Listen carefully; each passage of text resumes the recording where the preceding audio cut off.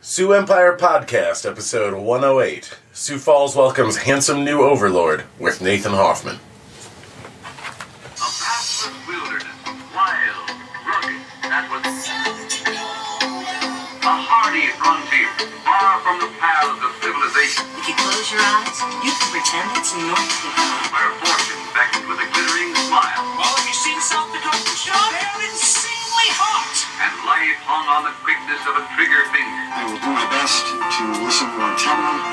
The Sioux Empire Podcast.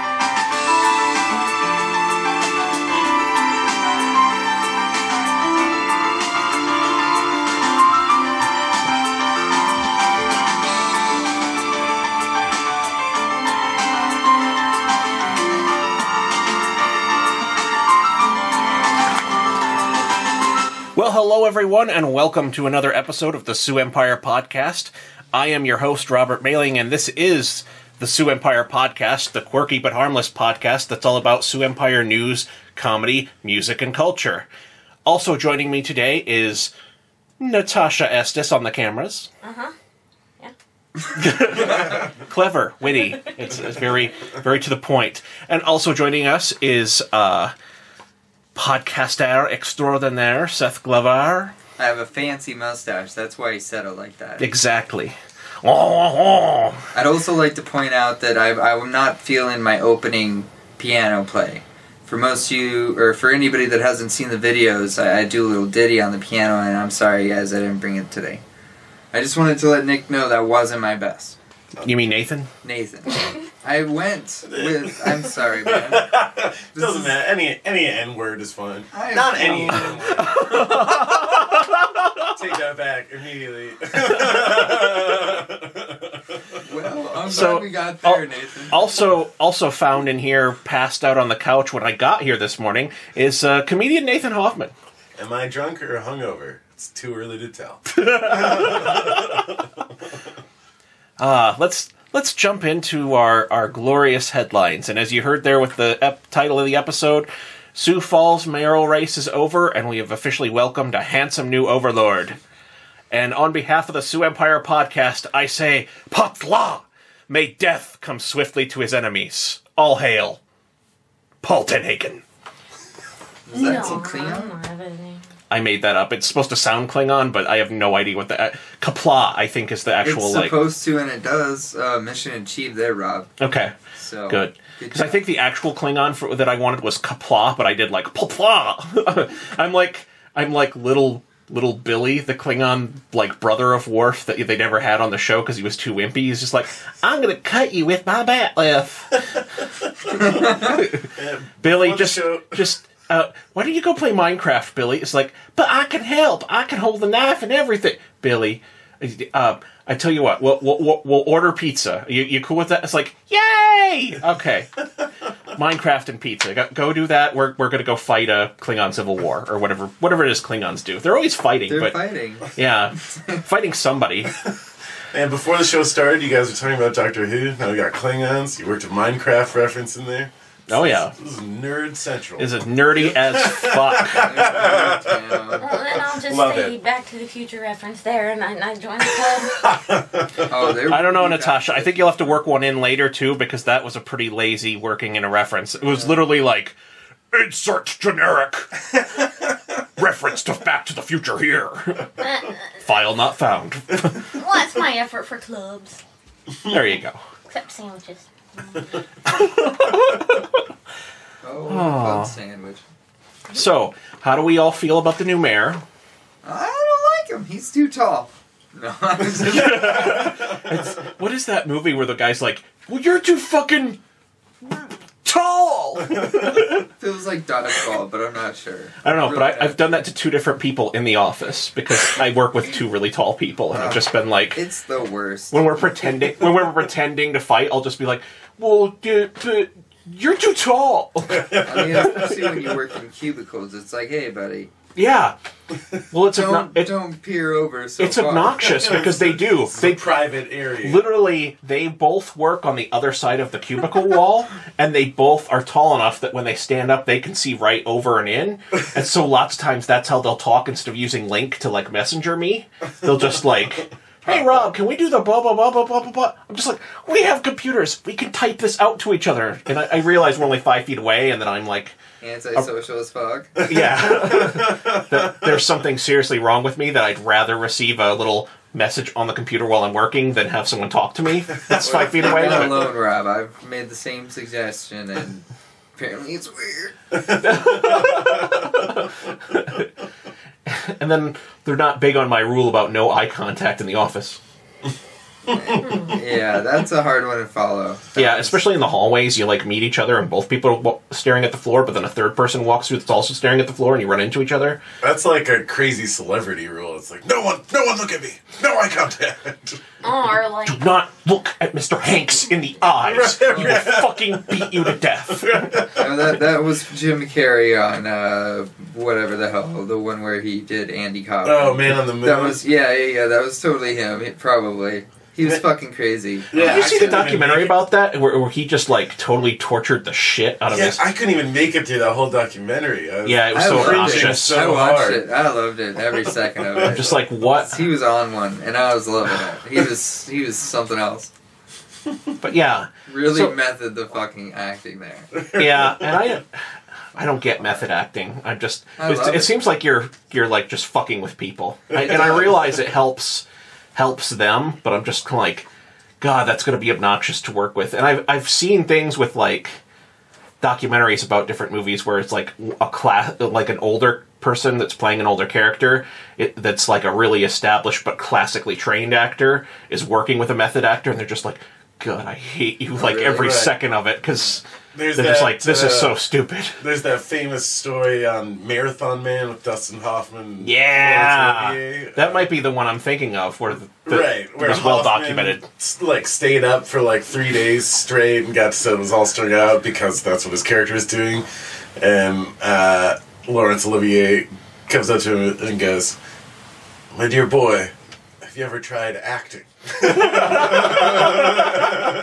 You should try it sometime. Oh. So yeah, Paul Tenhaken is mayor.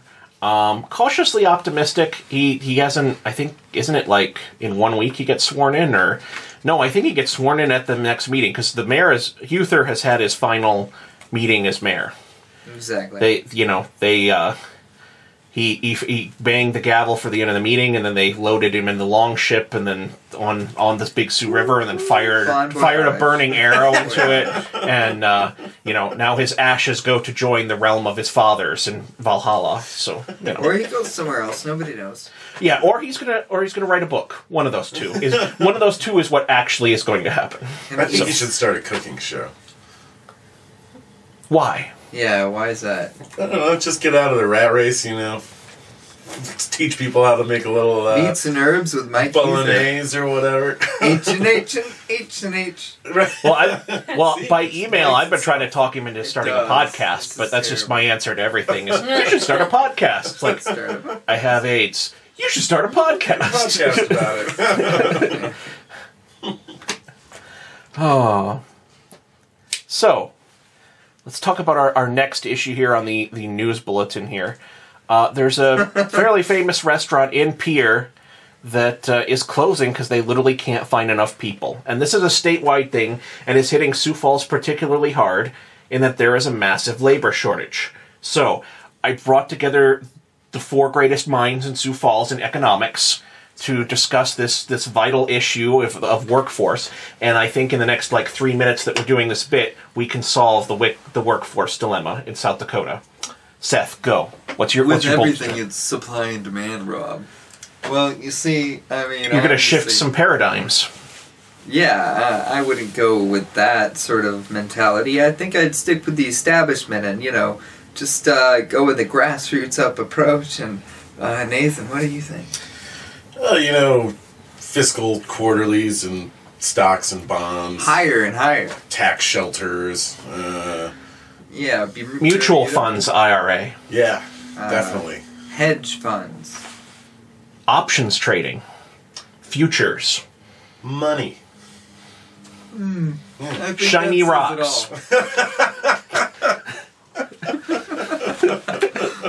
Well, I think we solved this I think one. we did it. Crack Good team. work, guys. Crack team right Good, here. good job. real think Natasha, do you have anything you want to add? Just defer to someone else that can have plausible ignorance and escape all blame. Yeah, it's See, that's good. we saved you to last in that discussion, but yours were by far the most insightful and are what everyone will really do about it, which is pass the buck. And that's what makes us the 4 smartest people in Sioux Falls. Glad we could solve this workforce dilemma. But seriously, though, have you guys noticed it here in town? I don't want to say that I have a problem, but I have a serious problem with, too much fast food and whatnot. And holy shit, lately the fast food places, it's like they are so understaffed. Like, no, like the Hardee's. Rob, the size of the order matter. I'm sorry. Rob, did you order an entire wildebeest? First off, Burger King doesn't even serve wildebeest, so I don't know why you were ordering that. And second, They have off the menu items or secret menu items like that, secret menu like the items. chocolate Thank you. Whopper, which I still am waiting for that to actually come out. They put out that ad back in April, but I want that chocolate Whopper. Is that a real Oh my thing? God. Well, they were all like, it was an April Fool's joke, ha ha ha. But I'm like, no, it's false advertising, and I'm going to take you to the fucking FCC if I don't get a chocolate Whopper. Were you the BBB? The BBB? Yeah, Better Business Bureau? Better Business Bureau. Better Business Bureau. BBB. Yeah, BBB is better. Triple B. I don't know. Yeah, okay, I did it right. Yep, It's a BBB. sporting sort of thing. It doesn't deserve that sort of The BBB? name. The triple B. It doesn't deserve it. The triple B. At best, it's a double. B3. If it was like a movie, it'd be like B3. That sounds This time terrible, Will huh? Smith is back and it's personal. But has anyone else noticed that? Because, like, seriously, I went to Hardee's the other day, and it's raining, and I desperately need breakfast, and I'm too lazy to make it in the apartment, so pull up to the drive-thru thing, and there's literally, like, a piece of paper taped to the thing, and the menu boards are, like, half breakfast, half lunch, and it's like, it's handwritten, it's like, we closed, due to staff shortage. Oh, no. And I'm just like, son of a I think I saw that one there one time, yeah. And then, Or something like that. but Or then, it just and I had the window down, I was like, really- son of a bitch. And then all of a sudden it talks to me, it's like, no, you can order. And I was like, okay, and I placed my order, and then I went to the drive-thru, and literally, I'm pretty sure there was one person working that entire goddamn Hardee's that was like, literally like, did my stuff, then went in the back and made the sandwiches. The sandwich slides down the thing. Then she comes back around, bags the sandwich, and like I'm just like, Jesus, how far does that go? Did she have to like harvest the eggs from the chickens or something? I mean, shit. Is it mom and pop Hardee's? It's Yeah. Run by one person. It's run by a single person. It's like, that's the way. Walmart. No, that's the way McDonald's is going. Eventually, it's just going to be a vending machine. There's just going to be a chute that like. Slides down hamburger and then it cuts off a piece, fries it, and then like shovels it into your mouth, and you just use an app to order, and yeah. Gonna be an elaborate Rube Goldberg device. Exactly. There'll be like a baby attached to balloons that drops its pacifier, and that causes the little truck to roll down and spit in your food automatically. There's no need for human error for that. That's right. Okay, so the whole workforce labor shortage thing that was totally in my head with restaurants. No one else has noticed that? Apparently it's a story because somebody reported on it. I mean, and that's on the internet. There's a link here that's a reference. So that counts it off for me. It is I KSFY say though, that so it only like so partially often. counts. When I'm reading the internet, like, well, apparently They it's a story. reference it. Somebody wrote about it. It's a thing. Why would you write about something that you just made up? But I mean, have you guys noticed that in like restaurants getting like shitty service lately? Like, No. Wait, but, okay. I haven't, I don't know. that. I Actually, guess it seems just as shitty as it's always been. Okay. I don't expect for like high quality everywhere, but I've usually experienced good quality service here in Sioux Falls. Yeah, well, I mean, the people are always great. They're super. Like that was one of the things when I moved here. It was like everyone is like super friendly. No, I haven't noticed like an abundance of being overworked for these employees. Okay, maybe it's where I go. Yeah, it's clearly because you're going there so often. No, I'm sorry. Oh my god! God, we can't keep up. He's coming back again. It's like I don't understand. His credit card hasn't run through the first time yet. Just ordered delivery, and now he's coming back. What? He's coming too soon. This makes no sense. Yeah, I call up food dudes, and I'm just like, Yeah. so can you wait an extra 10 minutes? Because I'm at the drive-thru at Culver's, and they are being super goddamn slow, so if you just wait there with the pizza, I'll tip extra. You're in a drive-thru? Yeah, and I'll pay you $5 to not ask questions about why. Done.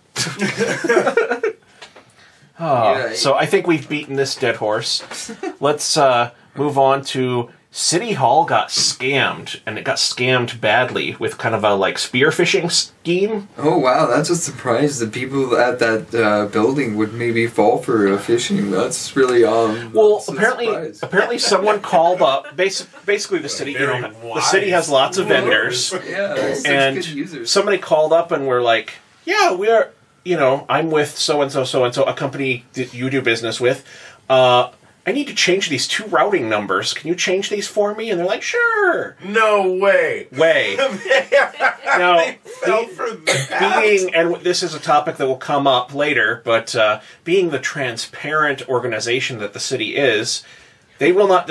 They're basically turning it into their insurance, which it's big enough if they're turning it into their insurance, because we had a big thing about this on the South Dakota podcast the other night, because I was like, so what'd they get, like $30,000 or like $2,000 or something like that, and Scott's just like, no, if they're turning it into insurance, like the city it's like hits the city's budget that bad, and they have an operating in and out flow budget of $100 million, he's like, it's probably it could be like $800,000 or something like that. Right, yeah. And it's just like, shit. Well, wow. I mean, I don't expect that they, actually fell victim to ransomware.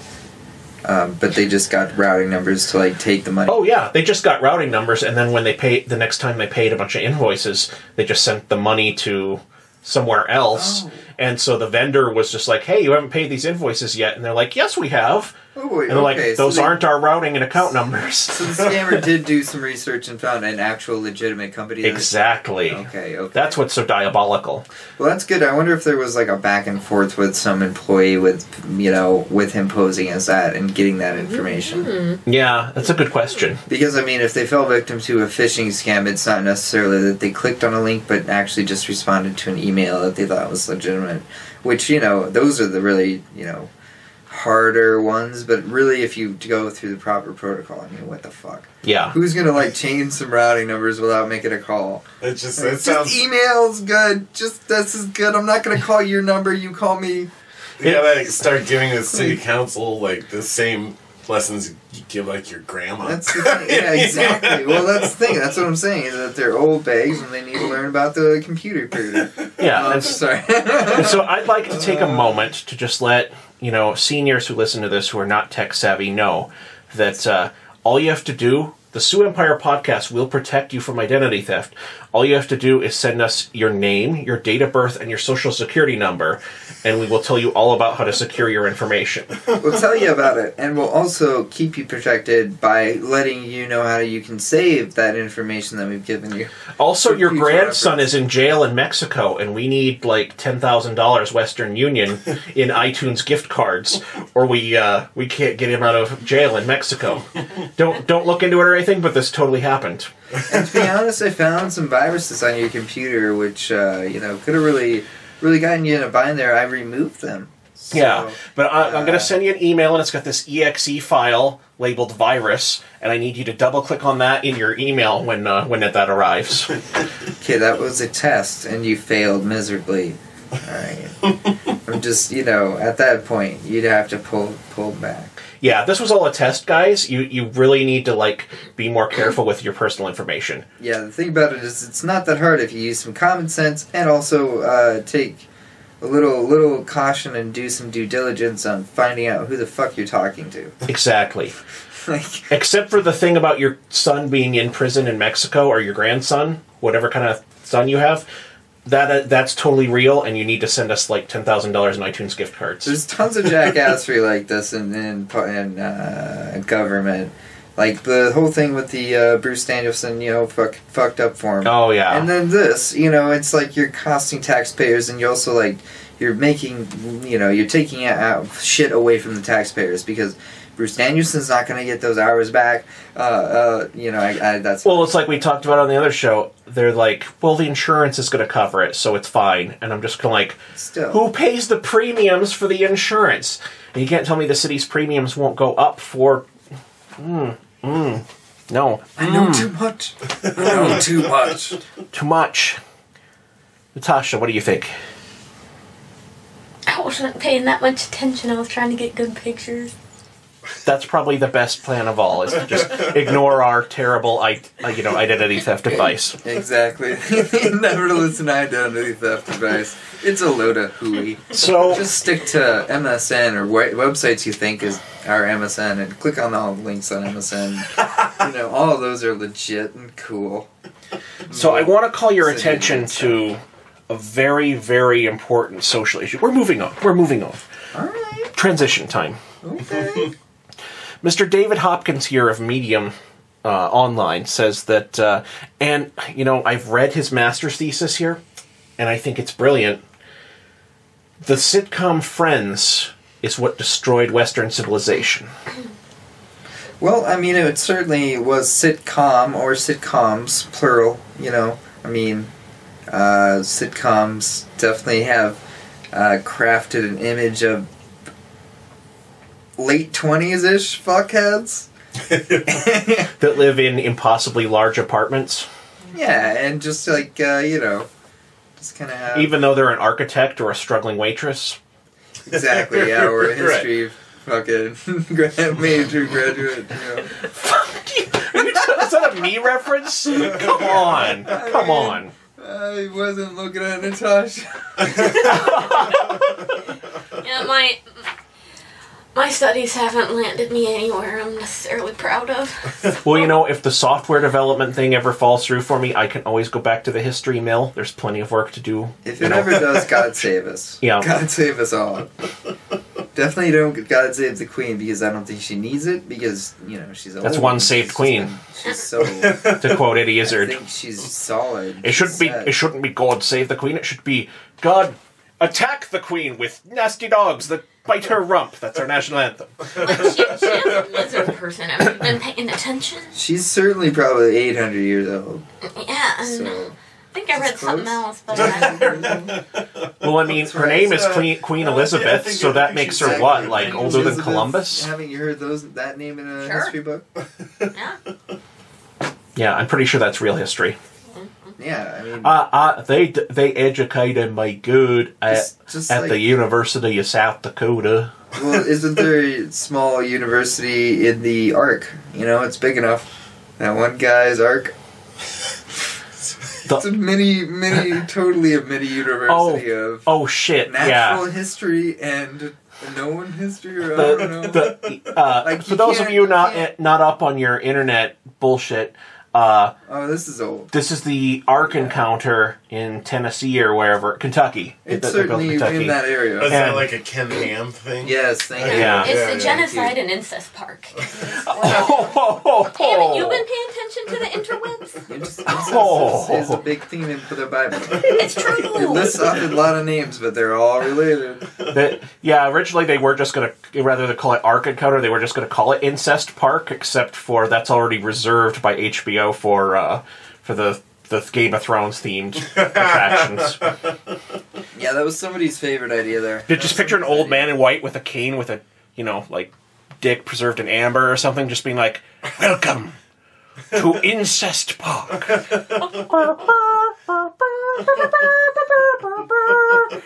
And then it's just like there's a majestic brontosaurus in the background, and then in the foreground is two cousins making out on a bench. Well, that sounds like the Creation Museum.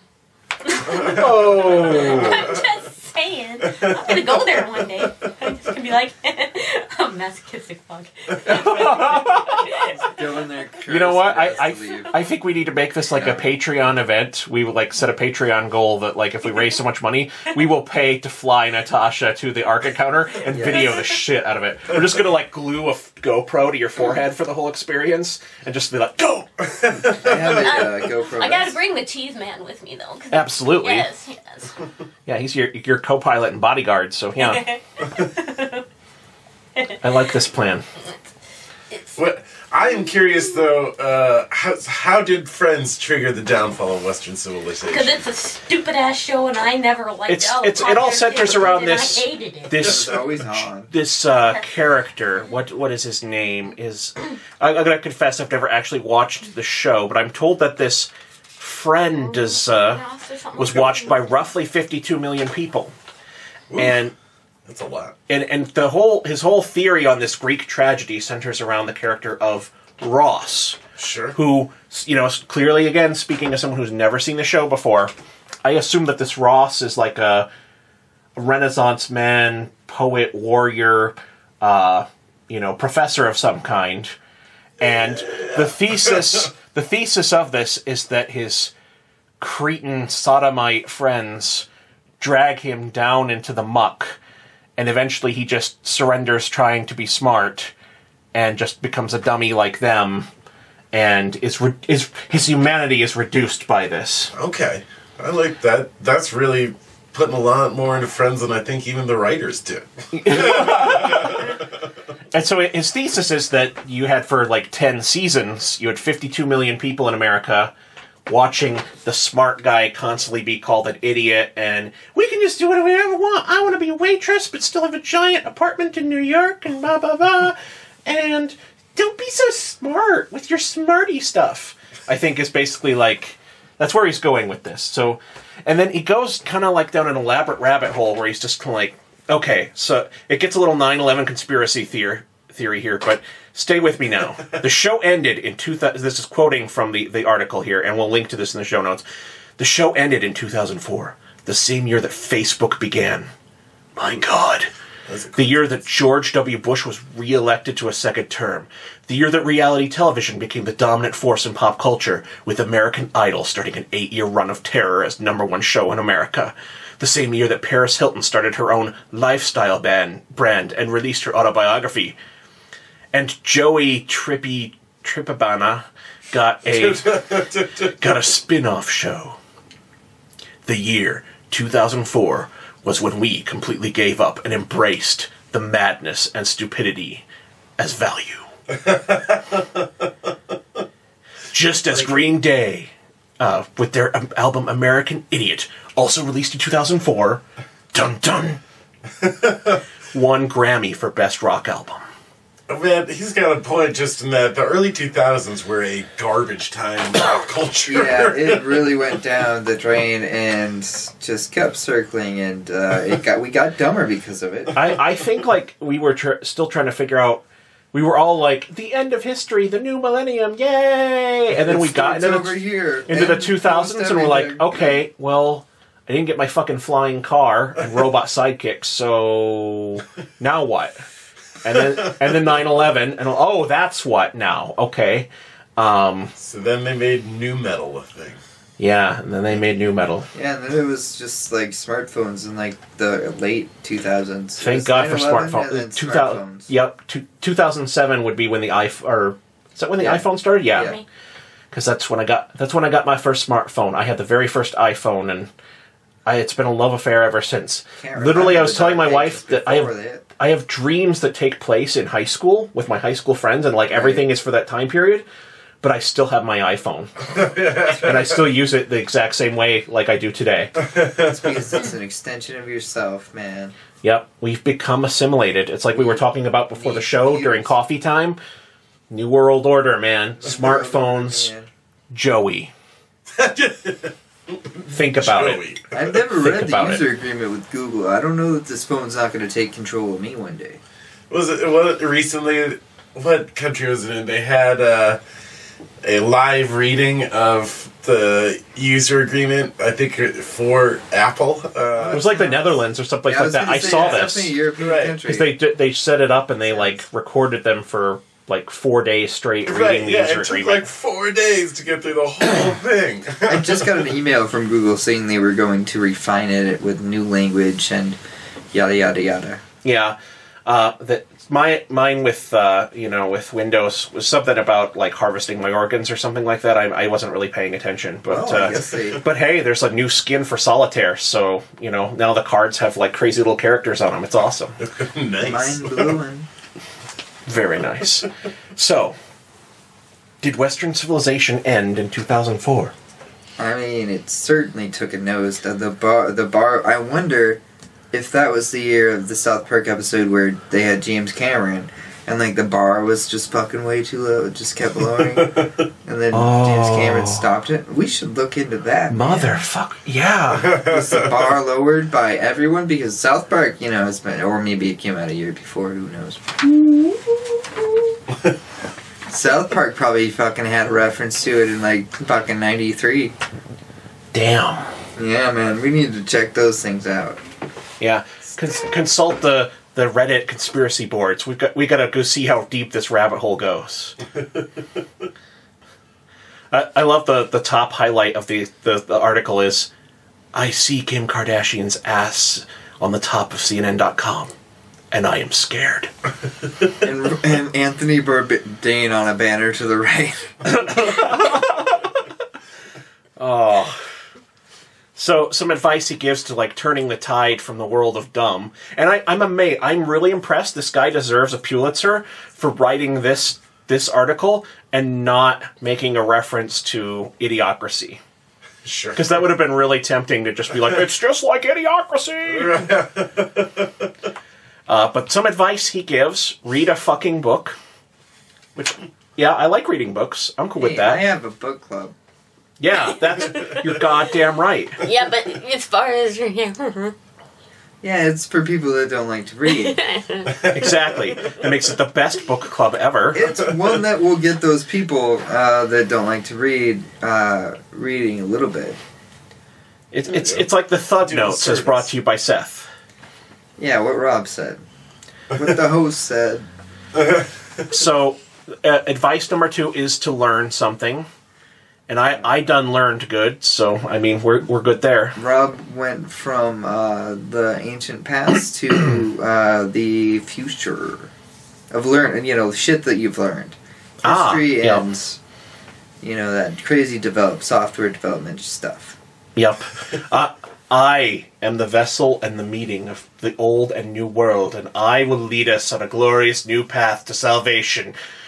With all of my hoarded weapons and my... No, sorry. I guess whatever... my hoard is bigger. Whatever we'll your see logic about that. board says, Yeah, but programmer. at least the yarn hoard. That's true. You do have me beat on yarn, because when I'm out of bullets and I'm just like, man, it'd be nice to have some clothes that don't have bullet holes and stab wounds, and you're all just like, I could knit you something for that. I'm just like, take all my food and water! Natasha's like... Now I play the waiting game. Step number 3 is to stop buying so much shit. Yes, that's such a good fucking idea. That is a really great idea that I will totally fucking ignore the next time I open my phone and click on the Amazon app. Well, So I'm still trying to work to the point in my life where I can start buying shit. see that? It's called a credit card. Honestly, what's actually a dope thing to do when you know that you're gonna have some steady stuff is use those 6 months. You don't have to pay them you don't have to pay anything back until after 6 months for like PayPal, and Amazon has it. I mean, you get a purchase of like at least $400, and then you just pay it off over 6 months. All right, sure. And there's no interest on it. I do that all the time for like furniture and stuff like that. Yeah, it's the dopest way to do it, and when you can't have that money, all the time, but you're You can get 0% interest. It's like they're basically paying really you to nice. finance it. Yeah, exactly. So that's what I recommend if you do want to live, just dip your toes in the good life, and then always keep progressing, man. Just like all the self-help books say. So the last piece of advice he offers is that we need to protect the nerds, which I'm all for. I am awaiting the day that like aliens land and like like Farnsworth says on Futurama, and begins a regiment of forced breed. It's just like last time aliens invaded, they just took all the smartest people in the world and forced them to mate around the clock. And like later in the episode, he's like, I'm beginning to think there's not going to be any forced mating at all. You know, maybe smart people, smart engineers will just make the world a slightly more dangerous place, and eventually things will sort themselves out. Yeah, you know what I'm saying. Yeah, you know what I'm saying. Yeah, you know what I'm saying. You know, home inspectors do a little less of a job, in the future. And I finally build my robot girlfriend. Yeah, it's not grounded, but hey, neither is the president. Yes, the robot girlfriend, in addition to other services, she will clean my spire. And that's not like a sex euphemism thing, but she will also do that sex thing.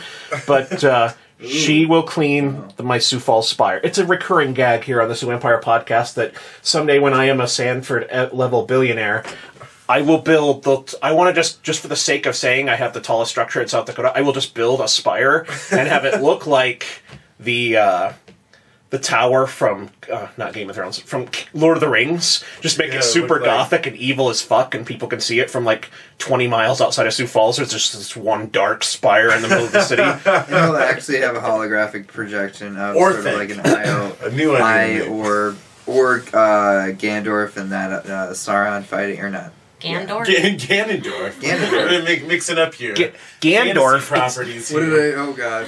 Saruman. Yeah. You're talking about... You're talking about Gandalf the Grey versus Saruman the White. Saruman, thank you, Mon. Thank you. Yes, Yeah. or a holographic projection of that fight, which would be pretty dope on your spire, so stop. Take the glasses off. You're not scheming, and you're just being a pretentious prick now. Alright. You really, it fits you. I'm feeling very thoughtful right now. No, it's okay, Rob. What if we gave the aliens a cold? This tastes like wax. Good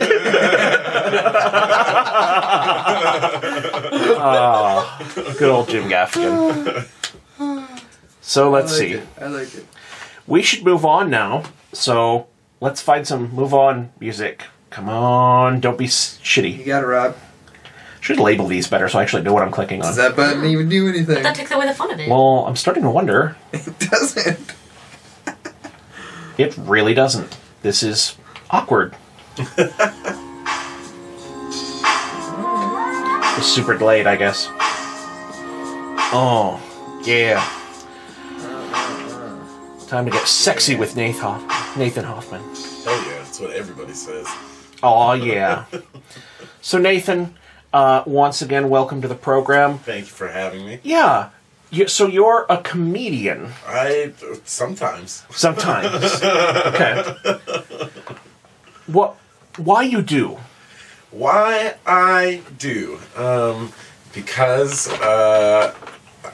I grew up with a low self-esteem and need constant validation. I mean, that's not wrong, but... I was going to say, okay, you already said you're a comedian. Moving on. I do it because I enjoy it, because I like it. That's also a shitty answer. I'm still a little hungover. So. Fair enough. The very honest Nathan Hoffman. So, the first time, did you kill or did you bomb? And how big was the crowd? First time, I would say I neither killed nor bombed. I did okay first time. So your friends were there? A couple of them, yeah. Both of them, you should say. Right, yeah, right. And people they knew were there. So there wasn't any... They liked me enough to be there. And our parents drove us, so they were there in the back. Yeah. Were you 16? Yeah, no. I did used to, when I was a teenager, when I was like 14, we'd have like shitty little... talent show kind of stuff at our high school, and I used to get up and do other people's comedy when I was a teenager. I considered it like covering. You Did know, you do Dane Cook stuff? I did not. Didn't steal his essence, because that is a commodity that he will not let anybody else have. Right. Well, or at least he'll mention it. The first time I did stand-up, though, it was... I did it at Acme Comedy Club in Minneapolis at their open mic, and I had just Googled open mics in Minneapolis. I was living in Minneapolis at the time, and that was the first one that popped up, and I had no idea how fucking huge it was. Yeah. So, like, you're supposed to, like, put a star by your name if it's your first time, so I did that, and they'll put you on no matter what, and so then... we go into, like, the auditorium, and everybody starts, like, people start filing in, and there was, like, 150 people there, because it's this huge thing in Minneapolis, and I was just like, oh, no! You know, I made a huge mistake. But it went okay. Well enough that I tried again. That's pretty cool, though, starting in such a large room. Right. I mean, like I said, it was sort of on accident. But it goes a long way in, like, pushing you and getting you over that paralyzing fear. You were Baptism by fire. Right. Yes, bit exactly. by the comedy bug. Did you, do a lot more open mics in Minneapolis after that, or did you ever take it out of the cities? Yeah, I did... I would do the mics in Minneapolis, and then I moved to LA for just a little bit and did the open mics in LA. Is it like the comedian version of the Hajj? Is that you, like, eventually once in your life you have to move to LA and live on someone's couch for a week or something? Definitely. And then you're officially baptized as a comedian? I think so, and that is literally what I did. I lived on people's couches. I was going to say, didn't like your roommates, or they didn't like you? It's all part of the ritual. Right. Do you have a crazy, like, going to LA, moving out to LA story of, like, well, I was driving the U-Haul and that came unhitched in Utah. And, well, they have a law against hitches in Utah, and, well, it was just a big deal when the cop came, and I just wanted help, but they were all talking about, I'm taking you in for this hitch violation. I'm like, fucking Utah. Before I knew it, I was working on the railroad. No. Did a 2-year stint in the pen in Utah for dancing.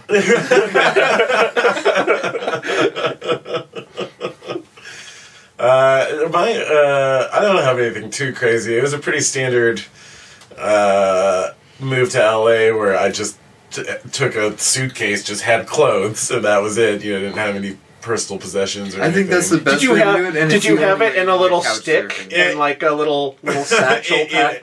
In a bindle. Yes! He wasn't going there to be a hobo. It's not like he But was... you got to be like on top of the train or inside the little box car with your Exactly. little harmonica on your. Right. You have to hang out at the railroad. The mouth harp.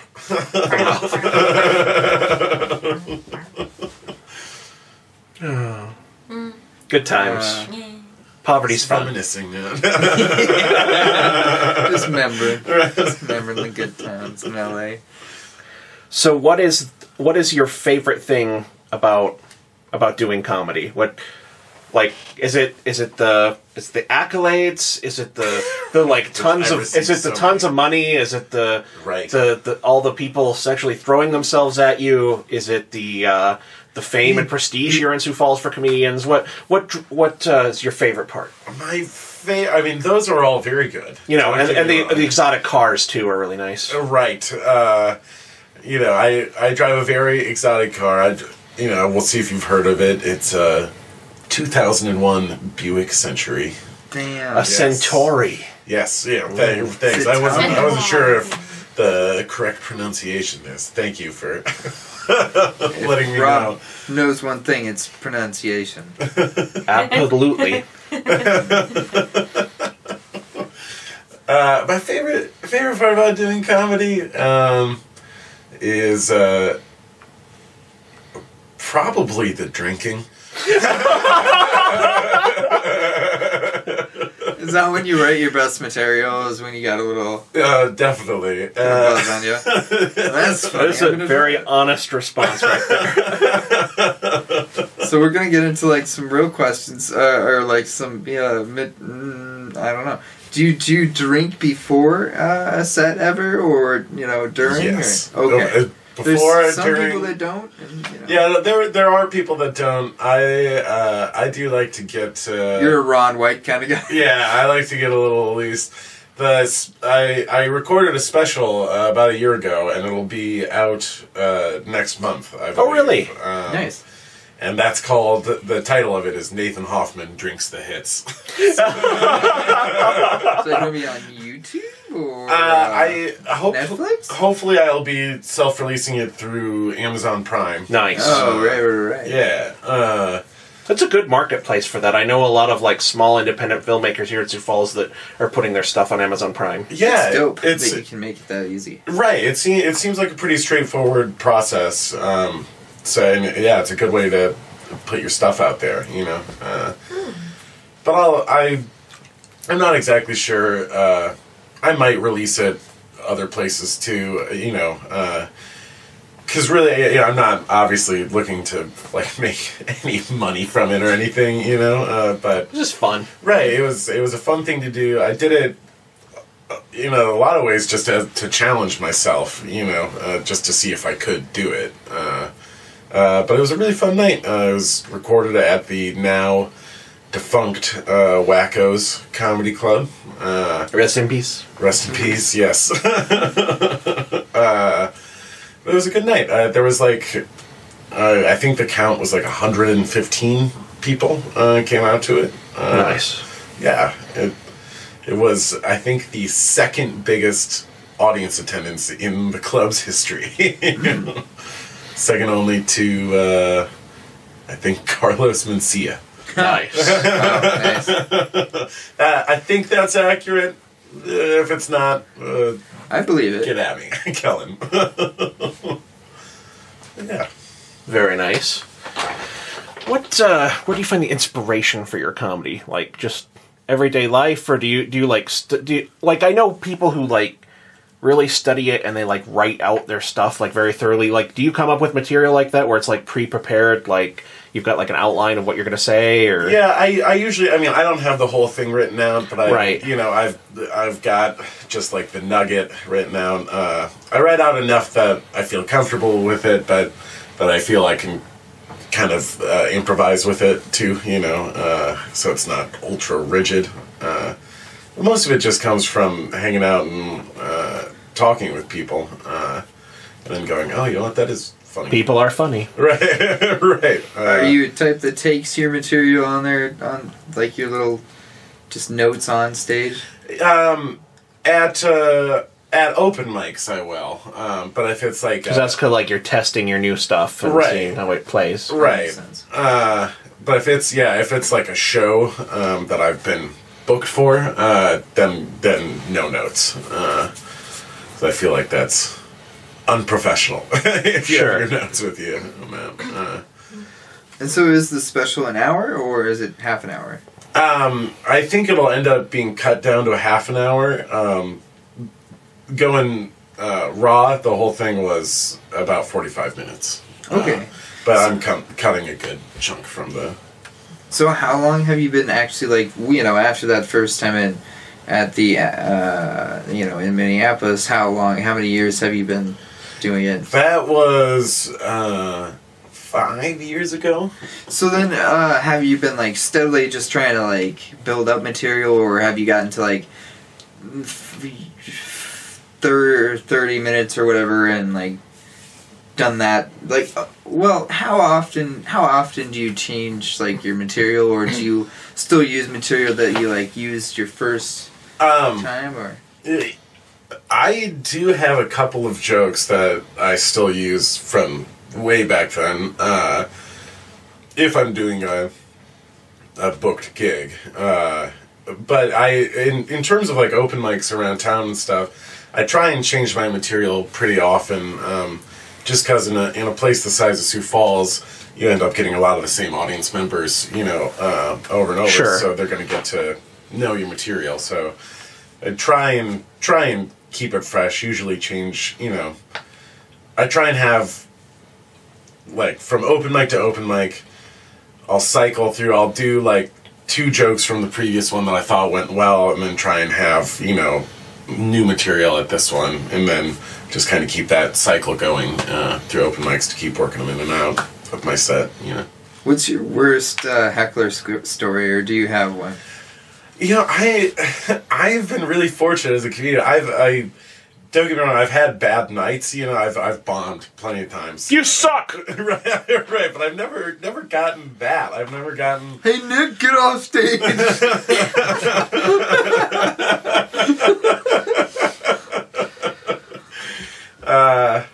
Yeah, I've never had a outright heckler. It's just, and you can tell because even right there, I was like, oh, no, what do I do? I gotta show my chops. Right. Shit, I don't have heckler chops. I gotta work on my heckler chops. They know my weakness now. But I've had plenty of nights where it's just crickets. I'm like, oh no, all right. So there have been I'd say more mainstream names that have come through Sioux Falls. Are there any that you have been at the same place, done said when they have, or ever had to open for one of those dudes, or ever had to interact with one of those dudes? And if so, how much of a douche were they? I haven't had really much interaction. Kyle Kinane came here recently, and he had a killer show. Yes. And then I saw him at Tommy Jack's after the show. Drinking blood. And yeah, right. And then I was too nervous to go try and go talk to him. He's my favorite comedian. I was just drinking over on the other side of the bar, just going, okay, now you're gonna go over there, you're gonna say hello, you're gonna introduce, and he's gone. Okay. Yeah. 1, 2, 3. Do it again. 1, 2, 3. Next one. All right, in 9s. 1, 2, 3. Oh, I'm just gonna drink mine. Oh, did he look over here? I've been staring. I do. Right. Yeah, I'm the guy in the corner just. He's probably just going, that guy wants to come talk to me, and I'm gonna get out of here. How do you think the comedy scene in Sioux Falls is doing? A lot of us were worried about it with the closure of Wackos. Sure. And then Boss has really stepped up to provide that. Yeah, absolutely. that space.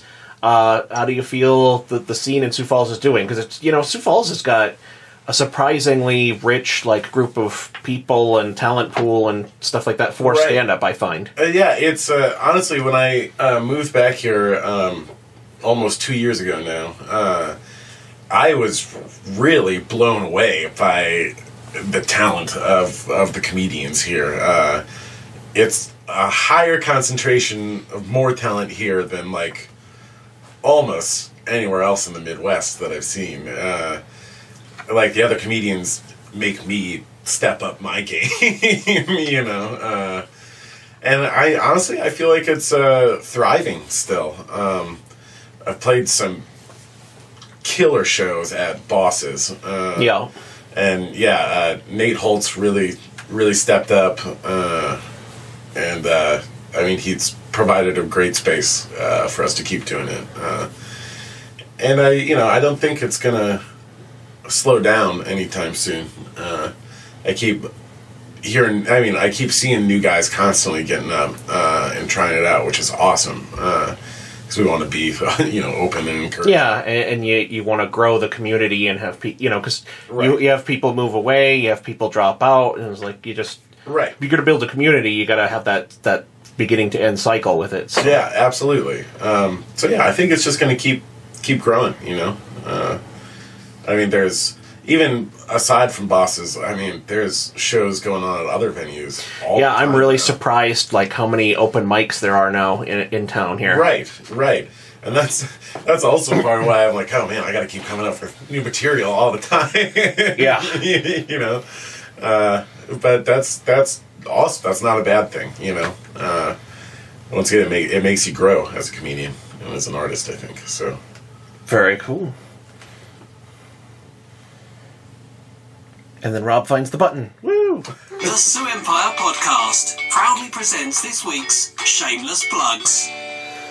Now, Nathan, this is the part of the show where you can get up on your soapbox. I don't have an actual soapbox. We're working on that. Yeah, we're saving for it. If you did, I would actually get up on it if you did. But you can tell the listeners all about where they can learn more about you, what kind of like events and shit. What's going on? She made a face. I'm Never making mind. my Go thinking ahead. face, apparently. Apparently. Where could people learn more about you, and like what kind of events? Do you have anything coming up that you want people to know about? Sure. There's a showcase show on May 17th at Woodgrain Brewery. Me and Zach Dresch and Carl Quaker and Thomas Paul. It's a good lineup. Missing somebody. I think there's others too, so my apologies to my friends. There's some other faceless people or whatever. I don't know. Otherwise, like I said, I've got my special will be coming out next month. Nathan Hoffman Drinks the Hits. So keep an eye out for that. I've got a website that I never update. So you can look at that if you want. It's nadertothoffdish.com.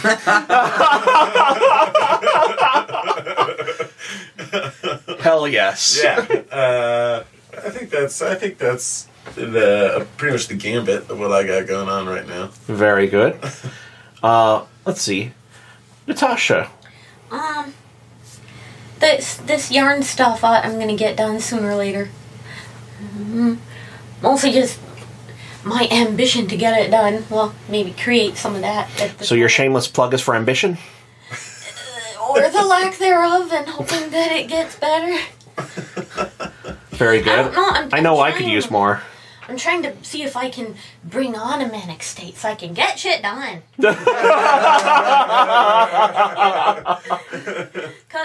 Because unless it's just dumb shit, I've done dumb shit and manic stuff. See, I've done that exactly. You can be really ineffective or effective when you're manic. Like you can like. If you can harness it, you get so much done. Well, yeah. Well, that's the plan. You always got to have a plan. Plans. Nice. Seth, what is your shameless plug this week? Well, I would like to shamelessly plug Nathan for coming on to the podcast even though he was hungover. Because I know how hard it is to do things before noon when you're hungover. So yeah, I appreciate you being here. That was my pleasure. Even though I fucked up your name like a real jerk. Bad way to start off. That's my job. Don't stop cutting in on my turf. Taking my turns. Other than that, I think I'm going to shamelessly plug summer because it's here, planting some Thank plants. God. We're not freezing fucking temperature and not all that snow and getting stuck and all that rigmarole, all that flim-flam. All that bullshit. Bullshit, flim-flam, whatever you want to call it. Summer is here. Summer has Woo! arrived. I'm declaring this until China's weather system goes out of control and kills us all. kills That's us. Harp's Really, job. Stop harps the. stealing their Harp's job. I know. I think and like- Harp and this thing are going to You're collide, right. and we're going to get like a mega tsunami with dinosaurs in it. That's what I think is going to eventually happen. And that's how we Just start like- the world over again. With Sounds like a great dinosaurs. movie. Starring The Rock. So I think that's mine. What do you got, Rob? I have a bunch of them. So first off, I'm going to do my usual stuff of just reminding you that if you like what we do here at the Sioux Empire podcast, you should definitely think about throw a few dollars in the hat over at the old Patreon and supporting the work we do, get access to some bonus content, and support the work of all these great podcasters and all the people that work here because they are volunteers or indentured servants. Mostly. That's and me. yeah. And I want the crops in by Sunday night. It's supposed to rain Monday, so I want the crops pulled in. Yes. After the show, bullshit. I want the servants' quarters cleaned again, and I want the crops brought in. Doing not one cleaning thing isn't really worth this shit. I'm just saying. Like, he got me ice cream once. I didn't really mean this, but it's been 5 years. I'm really feeling like this is a bit much. But Support us on Patreon. So support us on Patreon. So hard. Help us with the comedy harvest. I also want to mention we are a sponsor of the Sioux Empire Film Festival. That is quickly approaching, and you definitely want to get your tickets for that. I'm hearing that it's actually selling out. So, you definitely want to get in on that. Podcast crew. We'll talk about this later, but you all have tickets. Yay! So, well said there. And then, let's see, Macabre Grimoire, my paranormal research and mysteries podcast that I do with Ari Show and Travis Nye. Please listen to my new podcast, please. I'll be your friend. And then, finally, this is my personal shameless plug this week. Cobra Kai on YouTube Red. Fucking awesome. I thought it would just be, I was like, I'll figure I'll watch the first episode because that part at least will be like worth it for like an SNL skit worth of comedy. Like, but they did a really damn good job. It's actually a good show, and I didn't even like I don't remember liking the original movie at all. Like I was probably too young for it. I was like, where are my fucking Ewoks? Well, this Miyagi shit was on, and anyway, it's hilarious, and it has that kind of like. The movie Kingpin has that loser humor, where it's just like how low someone can fall. Because I mean, the guy is like still driving the car he was. They found the car from the movie, so it's like his high school car from the '80s. So like the paint is all like wore off and stuff like that, and barely runs, but it runs, and he's driving around in that. Yeah. Oh, that reminds me of another shameless plug thing. I'm just gonna go for it. Thingamajigger. So Cheese Man and I are binging Ash versus the Evil Dead. Yes, good series. Good series. Bruce Campbell is the man. I have to scoff at your shameless plug of YouTube Red because I'm boycotting giving money, but I still give them my time that I am on there. So definitely supplying them. And really, your life force is really what they're after anyway. The money is just like if you've watched American Gods, you know what they're really after is to TV and the internet is to drain your life force as a human sacrifice to power their god machines. So yeah, so that's the map of reality. Okay. Yeah. God, yeah, whatever that one is. Yeah, I haven't seen it, but I'll check it out. Cobra Kai has nothing to do with God machines. That's American Gods. It's also a decent show. But no, Cobra Kai is super, super funny, and it's got like 100% on Rotten Tomatoes right now. It's just really good. I'm enjoying the crap out of it. So if you like anything 80s, or you like the Karate Kid movies, or you just like a loser comedy like Kingpin that's got like a redemption arc, you'll really like it. So that's my shameless plug for this week. Anything else from anybody before we go? Awesome. Well, Nathan, thank you for joining us. Thanks for having me. Love to have you back sometime. Yeah, this was super fun. Awesome. Have Chin up. Have a good week, everybody. Bye.